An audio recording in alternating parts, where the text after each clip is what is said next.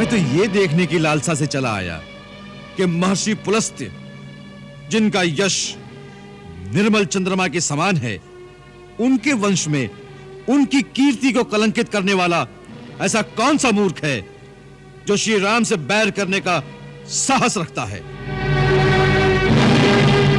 जिसे रघुनाथ जी की शक्ति का न भान है न भय है। तू एक तुच्छ मानव की शक्ति से रावण को डराने आया है।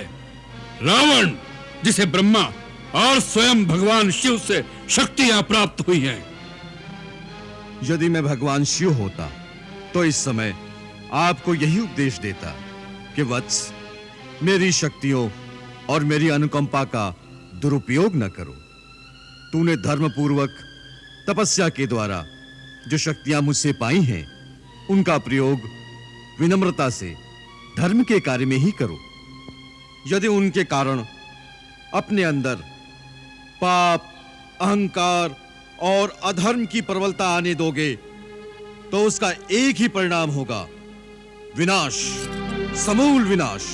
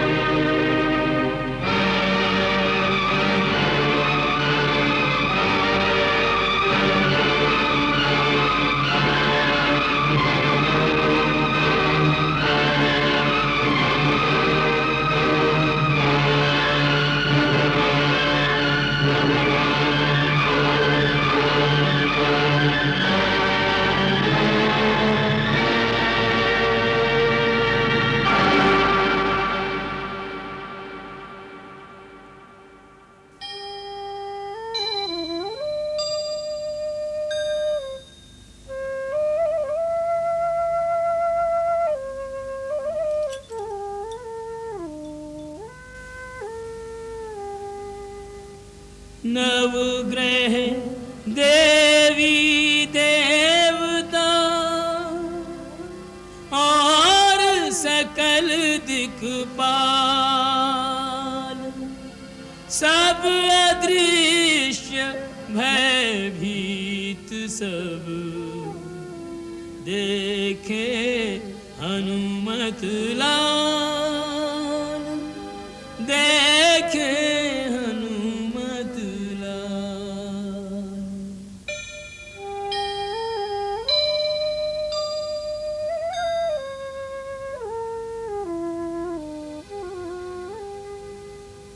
मन ही मन तिनको किया,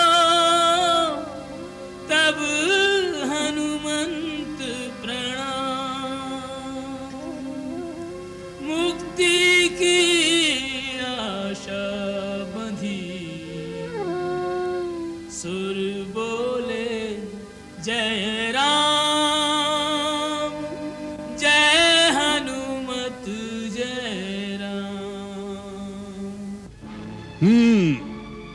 इस वानर से डर रहे थे। इसमें ऐसी कौन सी विशेषता है जिसने न केवल हमारे सैनिकों का संहार किया है, वरन राजकुमार अक्ष कुमार जैसे महान योद्धा का वध भी किया है। महाराज, ये देखने में जितना सीधा है, वास्तव में उतना सीधा साधा नहीं है। ये परम मायावी है, अनेक प्रकार की छल विद्याएं जानता है, इसलिए ये किसी के वश में नहीं आ सका। इसके साथ युद्ध करते समय एक बार तो मैं भी विचलित हो गया, फिर ब्रह्मास्त्र का प्रयोग करके मैंने इसे अपने वश में किया। इसके लिए तुम्हें ब्रह्मास्त्र चलाना पड़ा? जी पिताश्री। तब तो ये अवश्य हमारे सामने लाए जाने योग्य है। बोल वानर, किसके बलबूते पर तूने हमारे सुंदर उपवन को उजाड़ दिया? हमारे राक्षस जो वहां के रक्षक थे, तूने उन्हें किस अपराध के कारण मारा? प्रभु, अपने शरीर को स्वस्थ रखना और उसकी रक्षा करना प्राणी का पहला धर्म है। इसी धर्म के अनुसार जब शरीर अत्यंत भूखा हो और खाने का पदार्थ सामने हो, तो उसे खा लेने में धर्म और न्याय की दृष्टि से कोई दोष नहीं। मैं 100 योजन समुद्र लांग कर आया था। इस परिश्रम से मैं बहुत थक गया था और भूख भी लगी थी। इसीलिए अशोक वाटिका के फलों पर अपना अधिकार समझकर खा गया। महाराज, रात्रि के समय जब वृक्ष सो रहे हो तो उनके फल और पत्ते आदि तोड़ना वर्जित है। इसीलिए मैं पहले उन्हें हिला हिलाकर जगाता था। उनको हिलाने डुलाने में कुछ वृक्ष की जड़ें बाहर निकल आईं। बस फिर आपके सैनिकों ने मेरे शरीर पर प्रहार किया। अपने शरीर की रक्षा के धर्म के लिए मुझे उनसे लड़ना पड़ा। महाराज, जिन्होंने मुझ पर प्रहार नहीं किया, मैंने उनको कुछ नहीं कहा। बस केवल मैंने उन्हीं को मारा जिन्होंने मुझे मारने की चेष्टा की। इसीलिए आपके पुत्र राजकुमार अक्ष को मुझे परलोक भेजना पड़ा। महाराज, जो युद्ध की इच्छा से आए उसे मारना अधर्म नहीं। हमारे प्रिय पुत्र राजकुमार अक्ष कुमार का वध करते समय तुम्हें हमारी शक्ति का कोई भय नहीं था। शाठ, तूने हमारा नाम और हमारी कीर्ति अभी तक नहीं सुनी। सुनी है महाराज, आपकी कीर्ति और आपके कारनामों की यश गाथा सुनी है। कैसे सहस्त्रबाहु के साथ आपने वीरतापूर्वक युद्ध किया था और फिर कैसे वानराज बाली आपको अपनी कांख में दबाए दबाए 6 महीने तक घूमते रहे। आपकी वीरता के चर्चे तो तीनों लोकों में सुनाई दे रहे हैं। महाराज, जो छल से भिखारी का वेश बनाकर किसी अकेली अबला स्त्री को चोरों की भांति उठा लाए, ऐसा परमवीर आपके अतिरिक्त और कौन हो सकता है? वानर!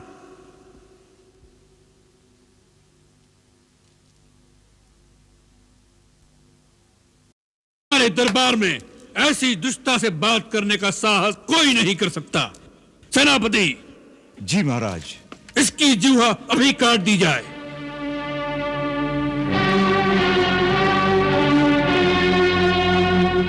सेनापति। अमात्य प्रहस्त, आप हमारी आज्ञा पूर्ति में रुकावट डाल रहे हैं। महाराज, ऐसा साहस मैं नहीं कर सकता, परंतु आपकी आज्ञा पूर्ति से पहले मैं आपकी सेवा में एक विनम्र निवेदन करने की आज्ञा चाहता हूं। कहो। हे लंकेश्वर, यह कोई साधारण वानर दिखाई नहीं देता और इसका यहां पर आना भी कोई साधारण सी बात नहीं लगती। यह वानर रूप इसका छद्म वेश दिखाई देता है, क्योंकि जितना तेज इसमें है उतना वानरों में नहीं होता। हो सकता है ये इंद्र के कहने पर यहां आया हो, या कुबेर अथवा यम वरुण का दूत हो, या विष्णु ने ही इसे यहां भेजा हो। सबसे पहले यह जान लेना परम आवश्यक है।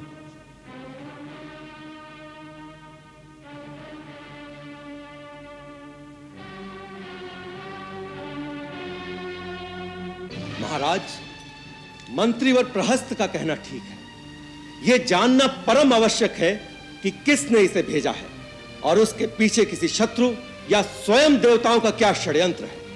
यह सारी जानकारी जो इसके द्वारा मिल सकती है, इसकी जीभ काट देने से उसका अवसर खो जाएगा। सेनापति, सबसे पहले इसे सारी जानकारी लें और यदि यह सीधी तरह से ना बताए तो इसे ऐसी यातनाएं दी जाएं जिससे यह सब कुछ बताने पर विवश हो जाए। हम आपके विवेक की प्रशंसा करते हैं। सेनापति, अमात्य प्रहस्त की आज्ञा का पालन हो। इतने बड़े कार्यक्रम की आवश्यकता नहीं है महाराज। इतनी सी बात तो मैं स्वयं बता देता हूं। मैं वायु देवता का औरस पुत्र हनुमान हूं। मुझे न भगवान विष्णु ने भेजा है और न इंद्रादि देवताओं ने। मैं तीनों लोगों के स्वामी, अमित तेजस्वी, रघुकुल शिरोमणि भगवान श्री राम का दूत हूं।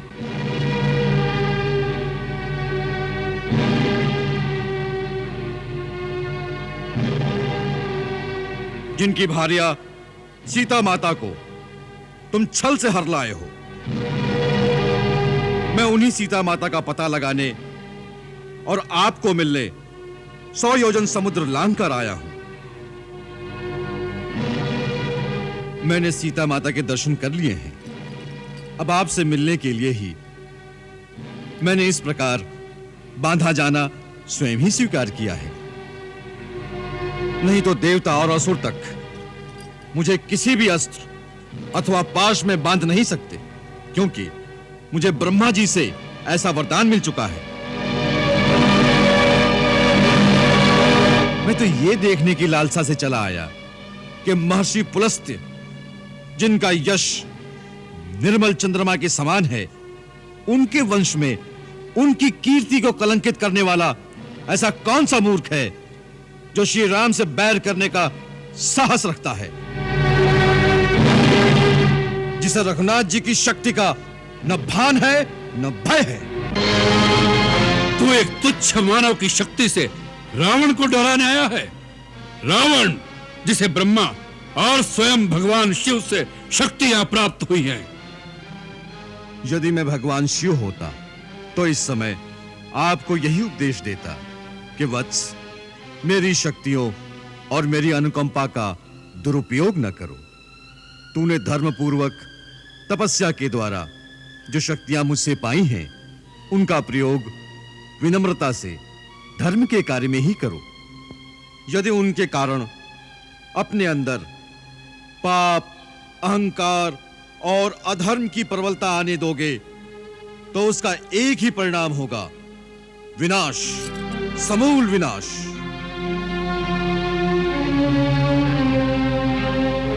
अतः विनाश का मार्ग छोड़ के श्री राम की शरण में चले जाओ, जिन्होंने एक ही बाण से महाबली बाली को मार डाला और खरदूषण का सेना समेत अंत कर दिया।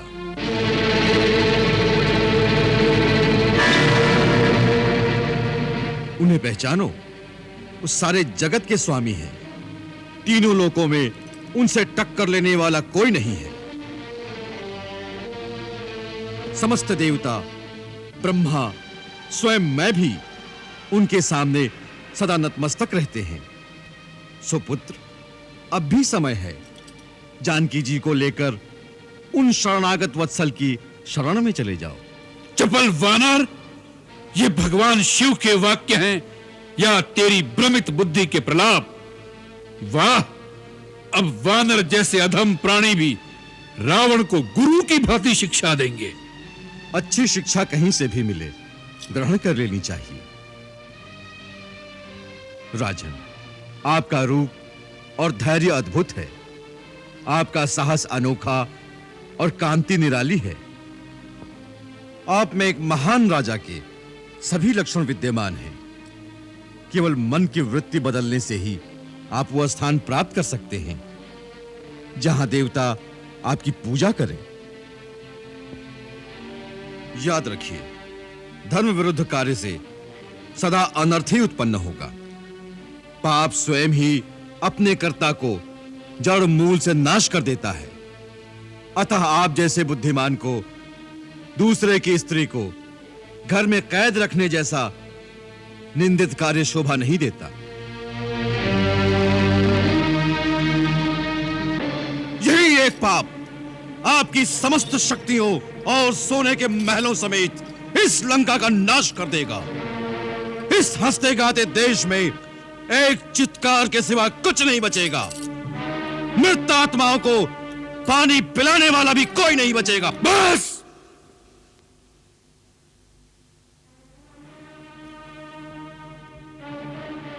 बहुत हो चुकी है अनर्गल बातें। अपनी मतात्मा को पानी देने वाले की चिंता करो। हमारे लिए तुम्हें सोचने की कोई आवश्यकता नहीं।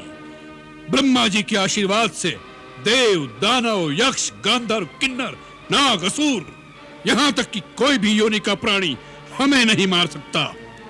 उस वरदान में नर और वानर से आपको निर्भय नहीं किया गया था।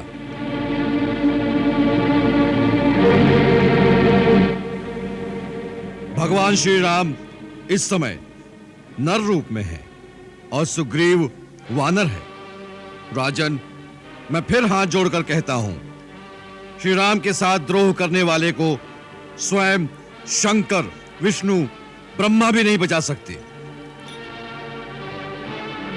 राम से विमुख होकर लाखों करोड़ों की संपत्ति भी ऐसे ही श्रीहीन है जैसे एक नारी का शरीर सोने के आभूषण पहनकर भी वस्त्रों के बिना मर्यादाहीन ही रहता है।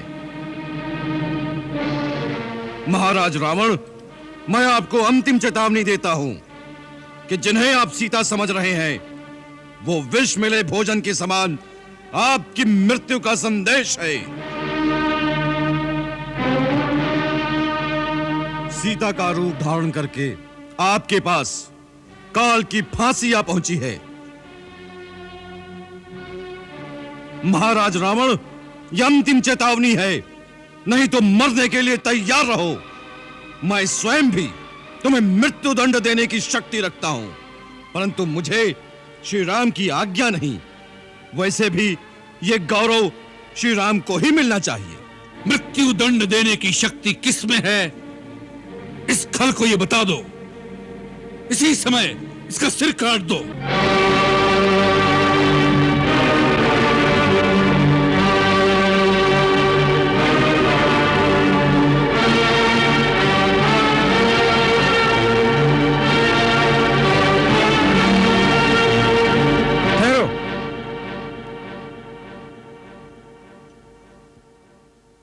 राक्षस राज, क्षमा कीजिए।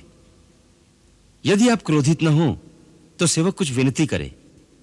कहो। महाराज, यह वानर दूत बनकर आया है। इस वानर का वध करना धर्म के विरुद्ध है और लोकाचार की दृष्टि से भी निंदित है। आप तो राजधर्म के विशेषज्ञ हैं। आप जैसे वीर के लिए यह कदापि उचित नहीं। मैं विभीषण काका के प्रस्ताव से सहमत नहीं। मैं तो इसे दूत भी नहीं मानता, क्योंकि इसने दूत जैसा आचरण ही नहीं किया। आते ही शत्रु की भांति हमारे सैनिकों का वध किया। इसने एक गुप्तचर की भांति आचरण किया है। हाथ में आए हुए शत्रु या उसके गुप्तचर को छोड़ देना बुद्धिमानी नहीं है महाराज, बाद में पछताना पड़ता है। मैं इसे मृत्यु दंड देने का अनुमोदन करता हूं। इंद्रजीत का कथन सत्य है। पापियों का वध करने में कोई पाप नहीं। इस वानर ने राजवाटिका को ध्वंस करके राजकुमार अक्ष और महाबली जाम्बूमाली का वध किया है। इसका वध न्यायोचित है। लंकेश्वर, सत्पुरुषों का कथन है कि दूत कहीं भी किसी भी समय किसी भी अवस्था में वध करने योग्य नहीं होते। इसमें संदेह नहीं कि इसने सब कार्य शत्रुओं वाले किए हैं, तथापि दूत का वध करना उचित नहीं कहलाता। इस वानर को मारने में मुझे कोई लाभ दिखाई नहीं देता। जिन्होंने इसे यहां भेजा है उन्हीं को प्राण दंड देना चाहिए।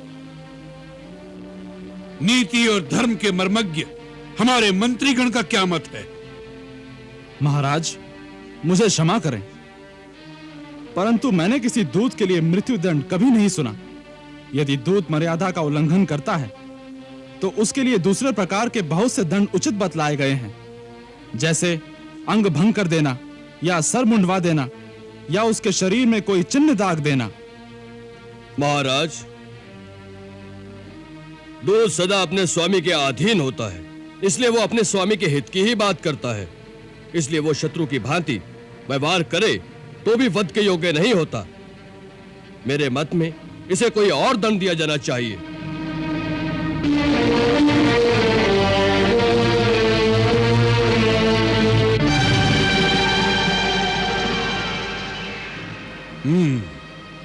हम आप सबके मत को स्वीकार करते हैं, परंतु इस दुष्ट वानर को कोई न कोई दंड देना आवश्यक है। वानरों को अपनी पूंछ से बड़ी ममता होती है, वही उनका आभूषण है। अतः इसकी पूंछ जला दी जाए। जली पूंछ लेकर ये अपने स्वामी के पास जाए और वहां इसके मित्र और कुटुंबीजन इसे दीन और पीड़ित अवस्था में देखकर दुखी हों। राक्षसगण इसकी पूंछ में आग लगाकर इसे नगर की सड़कों और चौराहे पर घुमाएं, जिससे राक्षसों के बच्चे जलती हुई पूंछ वाले वानर को देखकर प्रसन्न हों। यह हमारी आज्ञा है।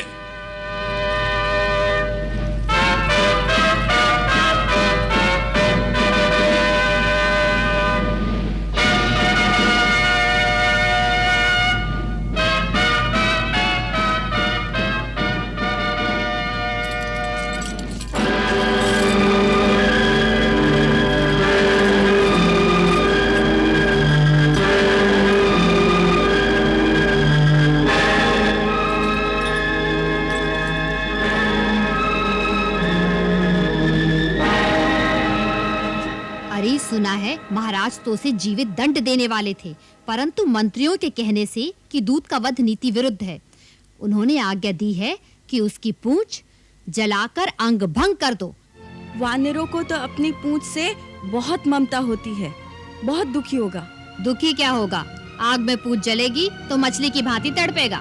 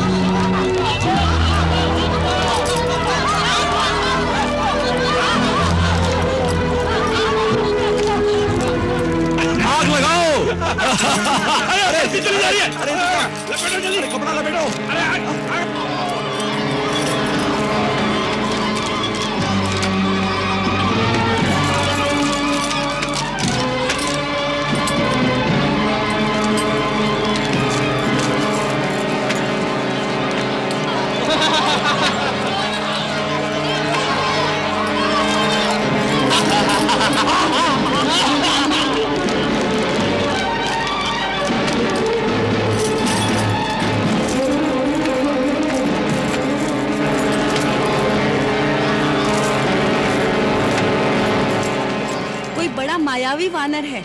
जैसे जैसे उसकी पूंछ पर तेल से भिगोए वस्त्र बांध रहे हैं, वैसे वैसे उसकी पूंछ लंबी से लंबी होती जा रही है। जितनी पूंछ लंबी करेगा उतनी ही आग अधिक फैलेगी, उतना ही अधिक तड़पेगा। कितना मूर्ख है। वानर जो ठहरा मूर्ख तो होगा ही। हे अग्निदेव, यदि मैंने पति की एकनिष्ठ सेवा की है, यदि मेरे पति भक्ति में कोई खोट नहीं, यदि मुझ में तपस्या अथवा पतिव्रत धर्म का बल है, तो मेरे पुत्र हनुमान के लिए आप शीतल हो जाइए।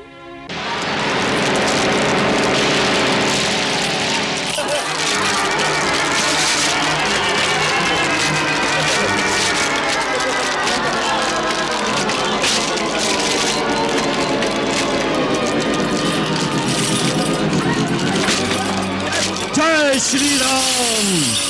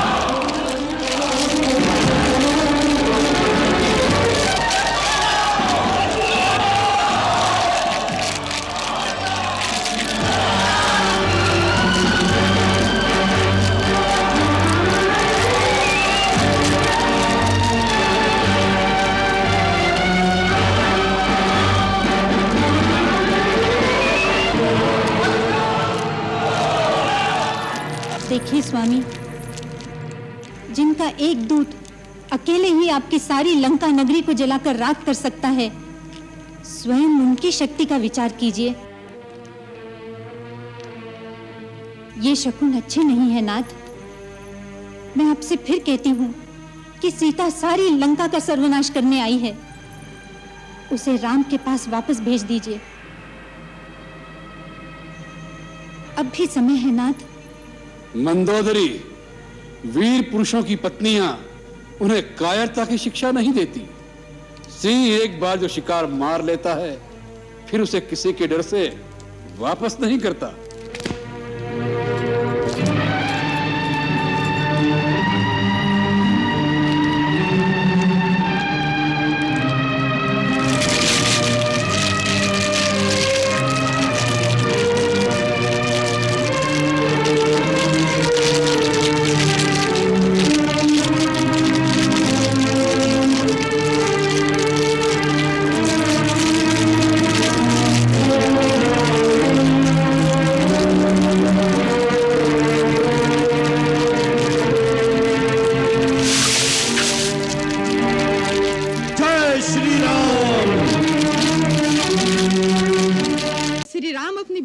खोज में यहाँ आएंगे।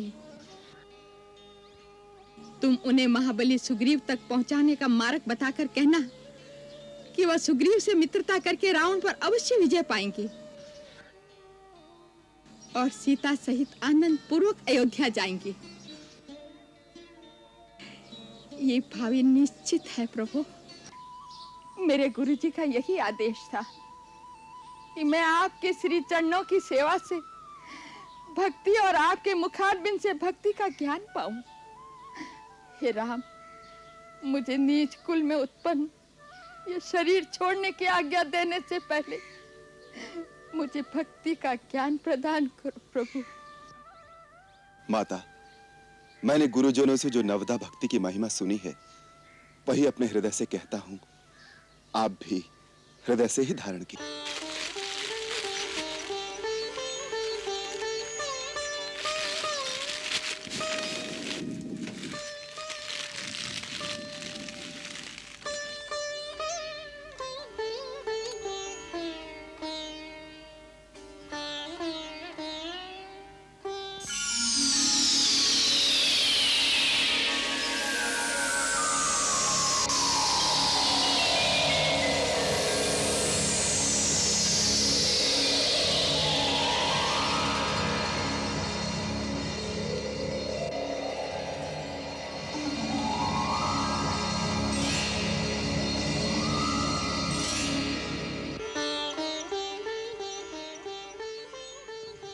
हे राघवेंद्र, आप धन्य हैं।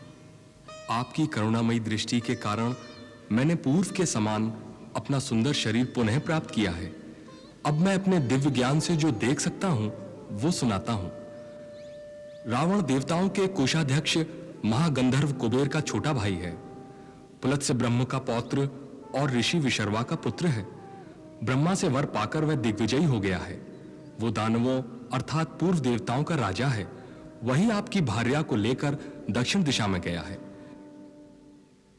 जहां वो गया है वहां तक मेरी दृष्टि नहीं जा सकती, परंतु मैं जो देख रहा हूं वह बताता हूं। दक्षिण की ओर जाने पर आपको एक परमवीर वानरों के राजा सुग्रीव मिलेंगे। उनसे आपकी मित्रता होगी। वो सीता जी की खोज करने में आपकी सहायता करेंगे। सुग्रीव इस समय ऋषिमुख पर्वत पर रहते हैं। आप शीघ्र ही उनके पास जाइए और उनसे मित्रता कीजिए। मैं देख रहा हूं कि अंत में आप रावण पर विजय पाएंगे। परंतु ऋषिमुख पर्वत तक जाने का कौन सा मार्ग है?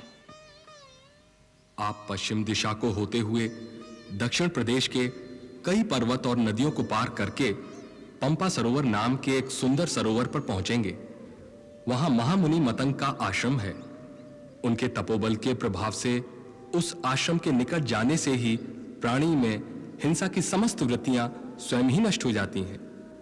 मतंग मुनि नहीं रहे, परंतु उनकी एक परम शिष्या महातपस्विनी शबरी अब भी वहां रहती है।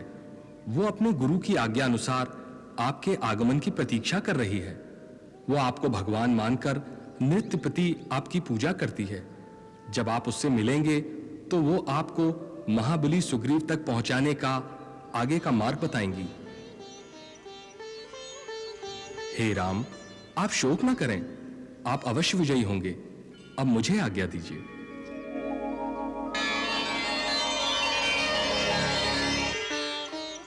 महात्मा, आपको अपना अभीष्ट लोक प्राप्त हो।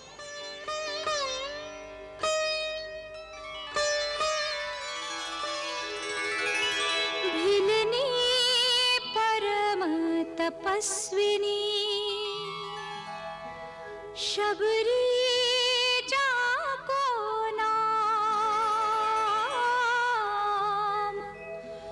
गुरुमतंग कह कर गए तो ही मिलेंगे राम।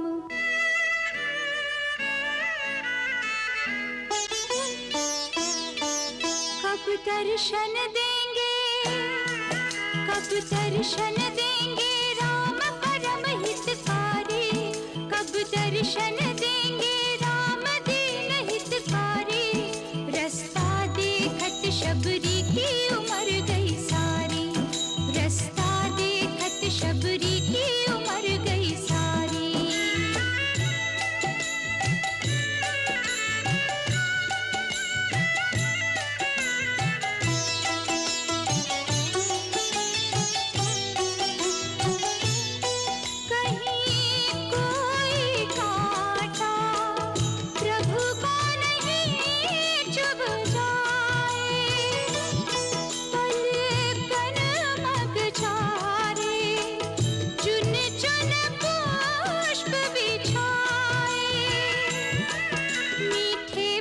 चख कर मीठे फल चख कर नित्य सजाए थारी, मीठे फल चख कर नित्य सजाए थारी। रास्ता देखत शबरी की उम्र गई सारी, रास्ता देखत शबरी की उम्र गई सारी।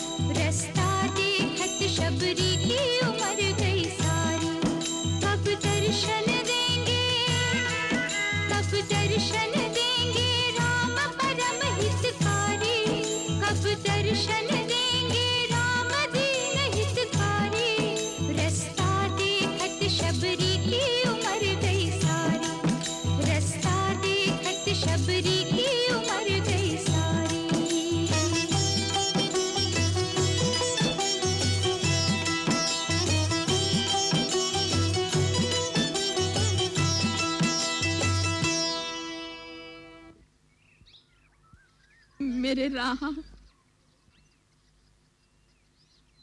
मेरे राहा, मेरे राहा। नहीं नहीं महात्मा, कृपा करके इन फूलों को न रौंदिए, ये मैंने अपने राम के लिए बिछाए हैं। अरे पगली, तू नित्य प्रति इस प्रकार मार्ग में फूल बिछाती है जैसे श्री राम आज और अभी आने वाले हैं। ऐसा करते तुझे कितने वर्ष बीत गए? तेरे राम आए भी? अब तक नहीं आए, परंतु आएंगे, अवश्य आएंगे। मेरे गुरुदेव मतंग मुनि का वचन मिथ्या नहीं हो सकता, इसीलिए मैं प्रतिदिन प्रतिपल उनके स्वागत के लिए तैयार रहती हूँ। अचानक किसी समय आ गए तो वो क्या कहेंगे, इस भीलनी को स्वागत करना भी नहीं आता। अतः आप दया करके मेरे इन फूलों से किंचित हटकर चले तो आपकी मुझ पर बड़ी कृपा होगी। इसे मत सताओ। चलो आओ, हम किसी और मार्ग से चलते हैं। आओ।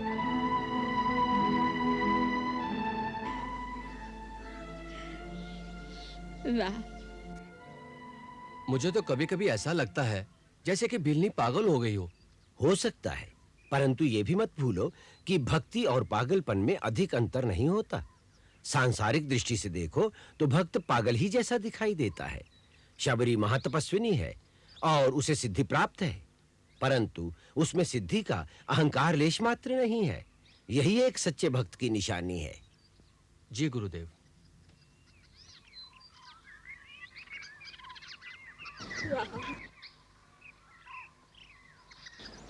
मेरे राम,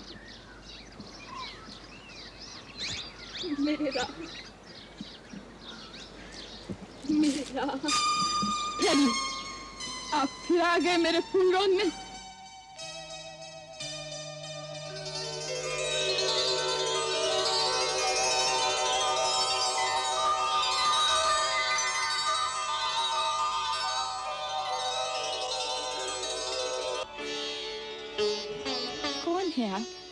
हम माता शबरी के पास जाना चाहते हैं। आप कृपया हमें इनकी कुटिया तक पहुंचा देंगी? माता शबरी के पास? लेकिन आप है कौन? मैं राम और ये मेरा छोटा भाई लक्ष्मण।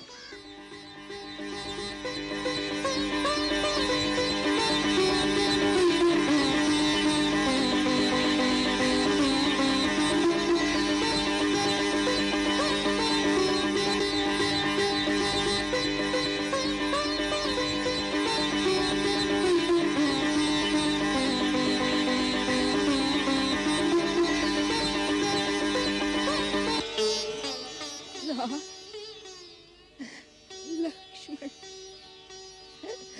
आप आ गए प्रभु, आप आ गए शबरी की कुटिया में। मैं छठवती आपको पहचान नहीं पाई प्रभु, मुझे क्षमा कर दो प्रभु। प्रभु क्षमा कर देना प्रभु, मैं जड़मती आपको पहचान नहीं पाई। हे दयानिधि, दयालु है, आप दयालु है, मुझे क्षमा कर देना प्रभु।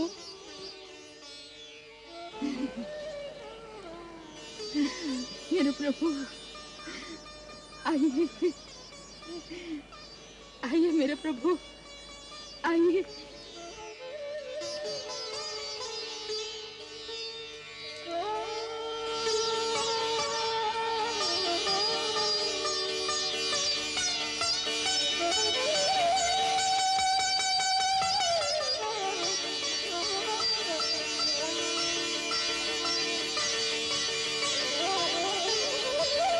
पधारिए प्रभु, पधारिए, पधारिए प्रभु, आइए। आपके चरण कमलों से आज मेरी कुटिया पवित्र हो गई। विराजिए मेरे प्रभु, विराजिए, विराजिए, विराजिए, विराजिए मेरे राम। मैं आपके चरण पखारती हूँ।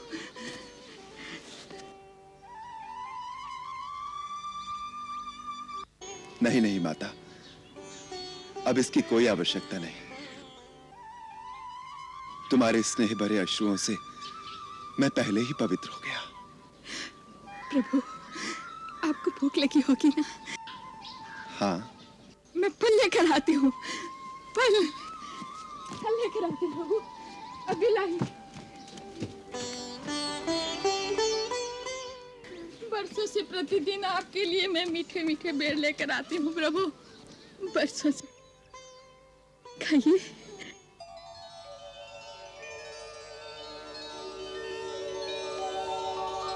खाइए प्रभु, बहुत मीठे हैं, मैंने चक-चक कर रखे हैं।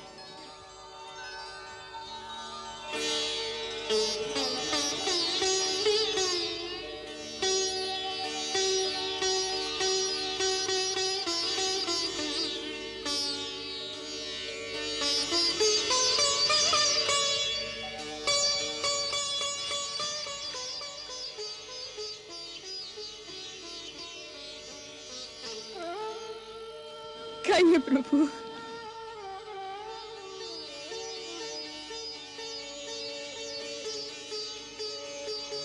लक्ष्मण, खाओ।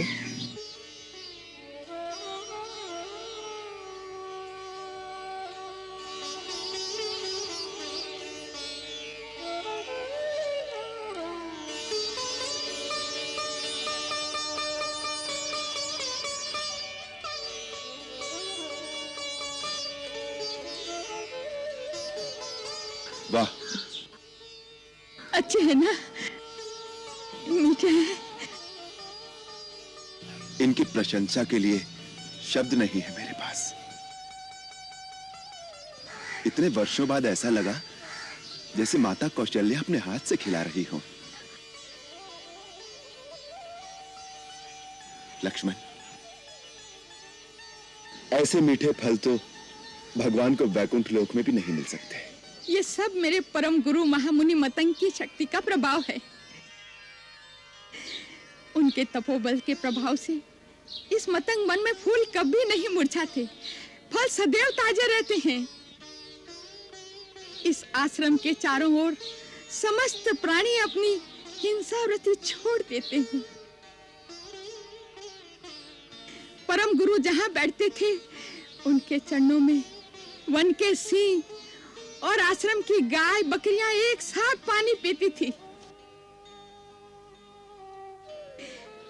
उनको परलोक सिधारे वर्षों बीत गए, परंतु जिस वेदी पर बैठकर वो यज्ञ किया करते थे, उसमें अभी तक एक तेज, एक प्रकाश की आभा झलकती रहती है। कितना पवित्र होगा वो स्थान, और कितनी भाग्यशाली हैं आप जो ऐसे परम गुरु की सेवा करने का पुण्य प्राप्त हुआ। उसी सेवा का पुण्य फल है जो आपके दर्शन हुए हैं।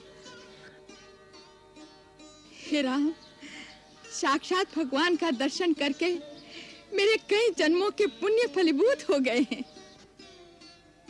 जब आपके चित्रकूट पहुंचने का समाचार मिला, उन्हीं दिनों गुरुदेव आश्रम के समस्त मुनियों को लेकर दिव्य विमानों में बैठकर अपने धाम को चले गए।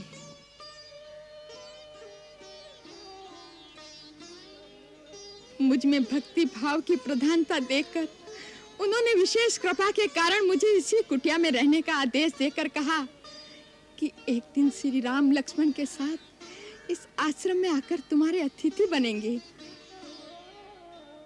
उनके दर्शन मात्र से तुम अपनी भक्ति का चरम फल प्राप्त करोगी।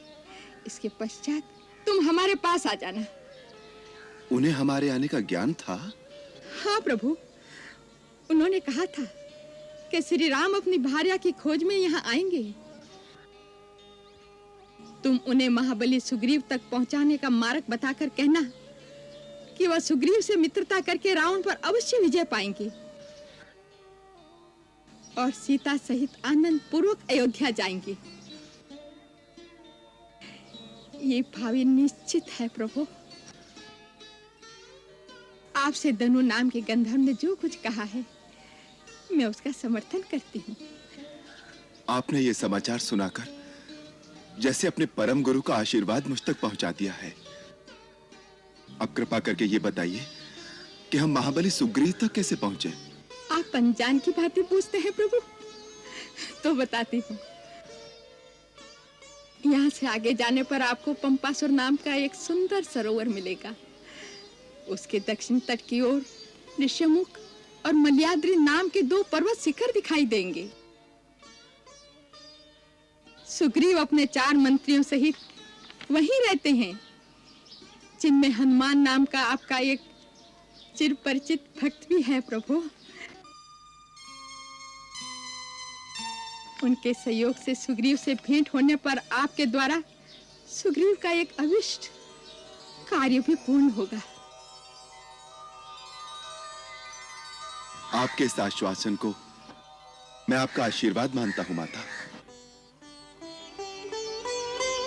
अब यदि आप हम पर कृपा करें तो आपके परम पूजनीय गुरु जहां पर तपस्या करते रहे हैं, उस पवित्र स्थान के भी दर्शन करा दें तो हमारा जीवन धन्य हो जाए। अवश्य, आप वो स्थान देखेंगे प्रभु। मेरे गुरु का स्थान देखने योग्य है। आइए, वो स्थान दर्शन करने योग्य है। पधारिए प्रभु, पधारिए, आइए।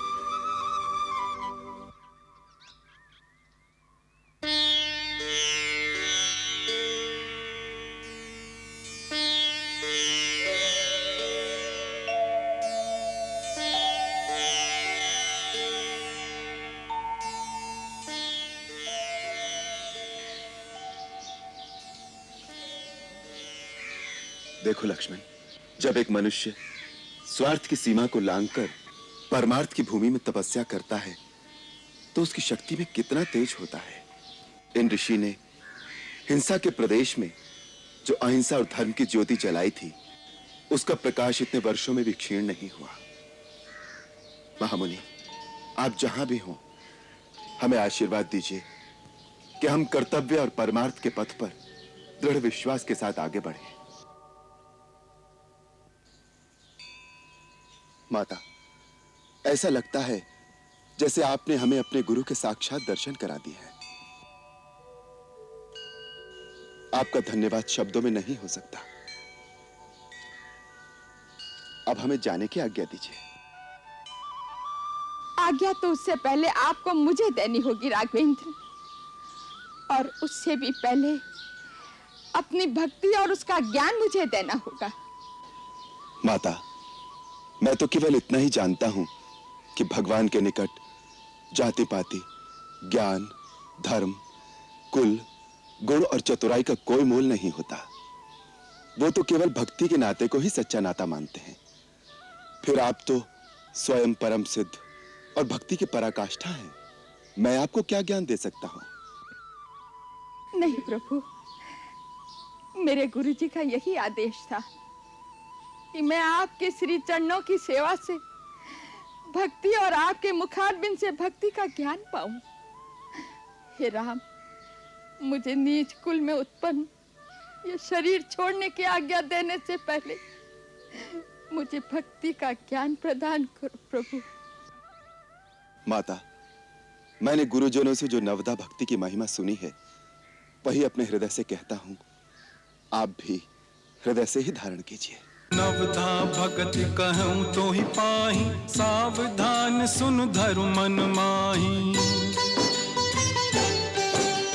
प्रथम भगति संतन कर संगा, दूसरी रति प्रभु कथा प्रसंगा। गुरुपद पंकज सेवा, तीसरी भगति अमान। चौथी भगति प्रभु गुणगन, करई कपट तजगान। मंत्र जाप प्रभु दृढ़ विश्वासा, पंचम भजन सुवेद प्रकाशा। छठ दम सील बिरति बहु कर्मा, निरत निरंतर सज्जन धर्मा। सातम सम हरि भय नग देखा, हरिते संत अधिक करि लेखा। आठम जथा लाभ संतोषा, सपने हूँ नहीं देखई पर दोषा। नवम सरल सब सन छलहीना, हरि भरोस हिय हर्ष न दीना। नवधा भगत सबरी कह दीनी, सादर सबरी शीस धर लीनी।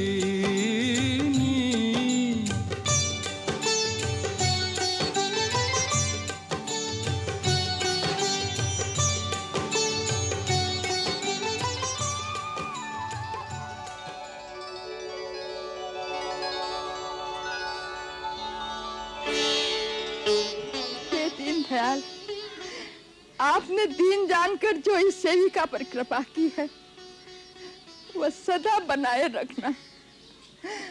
ऐसी दया करना कि मेरा चित्त इन श्री चरणों से कभी विमुख न हो। अब मुझे अपने गुरुदेव के पास जाने की आज्ञा दीजिए प्रभु।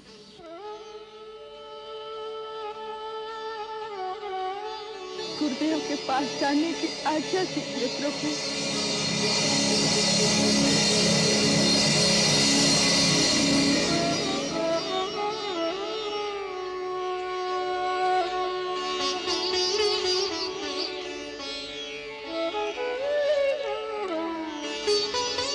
माता, आपका मार्ग भक्ति की ज्योति से प्रकाशमान हो।